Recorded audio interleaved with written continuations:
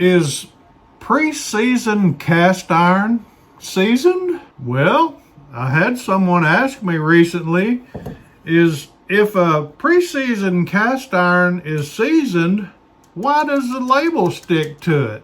And that's a good question.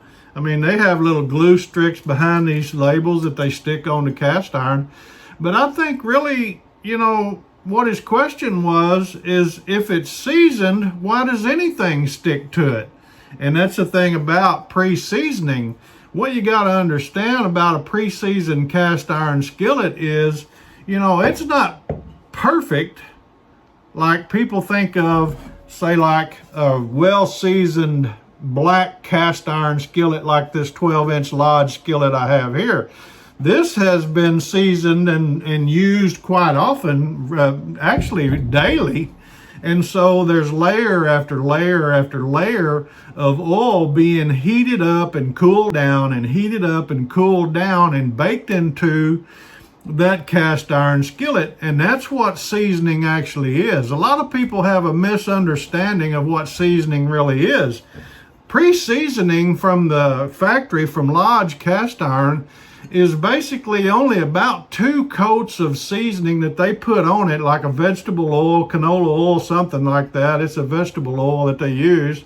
And they hang it on a rack and they run it through after they spray the oil on it, and it runs through this rack all the way through their seasoning process in an oven, baking it at 500 degrees.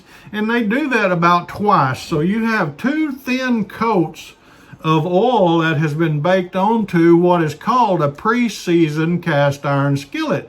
But is it really seasoned? No, not in the sense that we think of as a fully seasoned cast iron skillet, as like I was showing you of this Lodge 12-inch cast iron skillet here. This is fairly seasoned, because it's used so much.